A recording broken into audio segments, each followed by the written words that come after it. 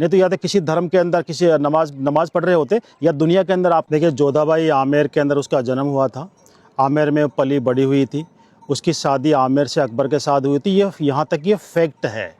लेकिन वो राजकुमारी थी, वो हिंदू थी, वो राजपूत थी, ये बिल्कुल गलत है। क्योंकि जोधाबाई कहते हैं कि भारमल की पुत्री थी। मैं आपको हकीकत बताता हूँ कि आज से 50 साल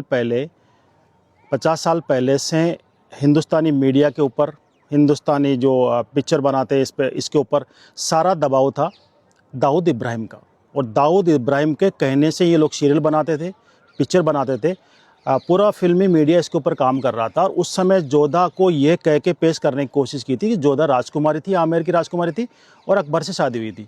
इसका विरोध भी हुआ था, राजस्थान के अंदर इसको चलने भी नहीं दिया था। जब ओरिजिनल हिस्ट्री पेश की कोर्ट के सामने, तो कोर्ट ने ये कह के इसके ऊपर बैन लगा दिया था, अगर जोधाबाई को आप राजकुमारी बताते हो, इतिहास में ऐसा नहीं है, तो ये इसको बंद करो। या फिर अगर आप इसको मनोरंजन के लिए बनाया तो सीरियल में ये लिख के पहले चालू करो कि ये मनोरंजन के लिए हमने बनाई है, जोधाबाई राजकुमारी थी या दासी पुत्री थी, इससे हमें मतलब नहीं है, हमने तो सिर्फ इतिहास से कोई मतलब नहीं है, ये कह के चालू किया था। ये रही कोर्ट की बात। और आज से करीब 200 साल पहले 1885 के अंदर यहाँ पे आया था colonel Tod, British government time में। और कर्नल टाड ने आके, देखिए शुरुआत कहाँ से हुई जोधा अकबर की, यानी 1885 से पहले जोधा ना का कोई जिक्र ही नहीं था। जोधा राजकुमारी थी या क्या थी, कोई जिक्र ही उसका नहीं था। 1885 स्टार्ट हुआ। 1885 के अंदर कर्नल टाड यहाँ पे आया था राजस्थान के अंदर, ब्रिटिश गवर्नमेंट टाइम पे। और उसने उदयपुर मेवाड़ बैठ के पूरे राजस्थान की हिस्ट्री लिखी थी। अब मेवाड़ के लोगों को अपनी हिस्ट्री के बारे में ज़्यादा पता है, लेकिन जोधपुर मारवाड़ की हिस्ट्री के बारे में उनको इतना पता नहीं होता है। ढूंढाड़ की हिस्ट्री के बारे में उनको इतना पता नहीं होता था। राजस्थान के अंदर हाडोती उस पार्ट के अंदर उनका इतना पता नहीं होता। मेवात के बारे में उनको ज़्यादा पता नहीं था। लेकिन कर्नल टाड ने मात्र उदयपुर बैठ के पूरे राजस्थान की हिस्ट्री लिखी थी। और उसने उस समय मेवाड़ के और ढूंढाड़ जो आज इसमें आमेर जयपुर आता है, इसके इनके अच्छे संबंध नहीं रहते। तो कर्नल टाड को जिन लोगों ने जो बताया कि आमेर की राजकुमारी थी, मान सिंह की बुआ थी, बारमल के साथ, और उसकी शादी अकबर से कर दी, ये एक दूसरे के जो खुन्नस निकालने वाली बात होती, इंटेंसी वाली बात होती, उसके तहत उसको बताया और उसने लिख दिया। वो हमारे इतिहास के अंदर आ गया। आज किताबों में क्यों पढ़ाया जाता है, कर्नल टाड का इतिहास में पढ़ाया जाता है। कर्नल टाड जो घटना थी उसके 200 साल बाद इंडिया में आया था, और मेवाड़ में बैठ के पूरा जयपुर की हिस्ट्री वो लिख रहा है। उसको क्या पता हकीकत हिस्ट्री क्या है। बाकी अगर आप कच्छाओं के इतिहास पे जाओगे, जयपुर के रॉयल हिस्ट्री में आप पता करोगे, तो आपका पता लगेगा भारमल जो यहाँ के राजा थे आमेर के, उनकी शादी हुई थी जोधपुर की राजकुमारी से। उनके साथ में जो दासियाँ आई थी, उस समय शादी में कई दासियाँ देते थे, नॉर्मल सी बात थी, कई 100 दासियाँ आई थी। उसमें से एक दासी, पर्शियन दासी, जो शिया मुसलमान थी, वो भी उनके साथ आई थी। उसका हस्बैंड, उसकी शादी आमेर के उनके किसी दास से हुई थी, और उसका हस्बैंड राजा भारमल के साथ में युद्ध में जाता था, कई युद्धों में साथ में गया, लेकिन एक दिन वो युद्ध में वीरगति को प्राप्त हो गया, तो वो विधवा हो गई थी। और विधवा हुई उस समय वो प्रेग्नेंट थी। कौन? दासी प्रेग्नेंट थी। और जब उसके डिलीवरी हुई, उस समय आमेर के महल जो भी पब्लिक देखने जाती, वो महल नहीं थे। उससे पहले पुराने महल ने, जो नीचे कभी आप आमेर आओगे, जहाँ पे आमेर महल ऊपर कार जाती है, वहाँ पे पार्किंग का टिकट कटता है, उसके राइट साइड में पुरानी बिल्डिंग है, वो पुराने महल थे, जहाँ पे उस दासी के जो प्रेग्नेंट थी, उसके बच्ची हुई थी। और प्रेगनेंसी के अंदर, जब डिलीवरी हुई, उस पीरियड के अंदर उस दासी की भी मौत हो गई। उसका बाप पहले ख़त्म हो चुका था, माँ डिलीवरी टाइम में ख़त्म हो गई, वो बच्ची छोटी सी थी।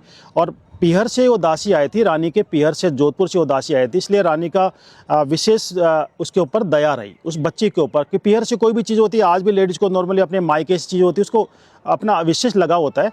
तो उसका माँ बाप खत्म होने के बाद उससे लगाव और बढ़ गया, और उस बच्ची को अपने हाथों से, अपने बेड पे सुला के, अपने हाथों से दूध पिला के उसको पाल पोस के बड़ा किया था।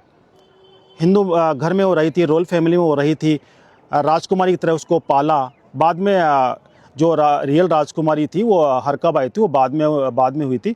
और मंदिरों में उनके साथ रॉयल फैमिली के साथ जाना, पूजा करना, यानी उसका जो पालन पोषण, रीति रिवाज जो देखे उसने, वो हिंदू धर्म के अंदर देखे। तो वो भगवान की बहुत बड़ी भक्त भी थी।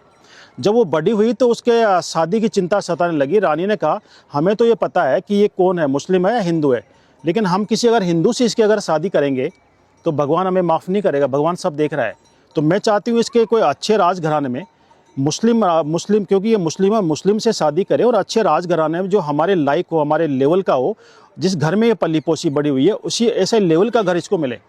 संयोग था, अकबर आगरा से जियारत करने अजमेर जा रहा था, और रास्ते में सांगानेर पड़ता, सांगानेर में उनका पड़ाव था। सेना का पड़ाव था, वहाँ पे भारमल को वो अच्छा मौका लगा। सेना का खाना पीने का इंतजाम राजा भारमल की सीमा के अंदर वो थे, इसलिए उन्होंने पूरा सेना का इंतजाम किया था। और रात को अकबर से और शाम को जब जाके मिले तो अकबर से इस बात का प्रस्ताव रखा कि ये बात है, सारी कहानी उनको बताई और मैं उस बच्ची की शादी मैं आपके साथ करना चाहता हूँ, आपका क्या राय आप बताइए। तो अकबर बड़ा खुश हुआ और उसने राजा भारमल को बोला कि आपने उसको बच्ची की तरह पाला है, तो ये मत किए मैंने बच्ची की तरह पाला, ये सोचे मैंने मेरी बच्ची है और मैं जियारत करने अजमेर जा रहा हूँ, पहले मैं जियारत करने के बाद वापस आऊँगा तो मैं खुद निकाह करूँगा उससे। उसके बाद अकबर अजमेर गया, वापस आया, आगरा जाते समय यहाँ पे आमेर आया और आमेर आने के बाद में नीचे पुराने महल, अभी जो महल देखते हैं पब्लिक वो नहीं, पुराने महल, वहाँ पे उसकी शादी की अकबर से, डोली में उसको बैठाया और वहाँ से विदा की उन्होंने। उस विदा की उस समय अबुल फजल भी उनके साथ था, अकबर के नौरत्न भी उनके साथ थे।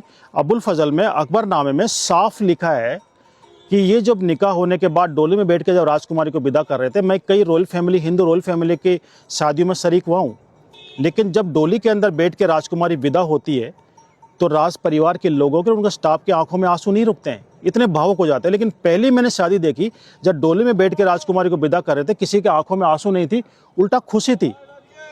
और आपस में वहाँ के प्रजा के लोग आपस में फुसफुसा रहे थे कि देखो राजा ने कैसे अपना धर्म निभाया है और एक मुस्लिम होने के नाते ऐसा ही राजघराने से उसकी शादी करके अपना धर्म निभाया राजा ने, कि राजा ने कितना अच्छा काम किया। तो आपस में फुसफुसा रहे थे और किसी भी राज परिवार की आंखों में आंसू नहीं थे और सब खुश थे कि इसको अभी इसके लायक वर मिल गया।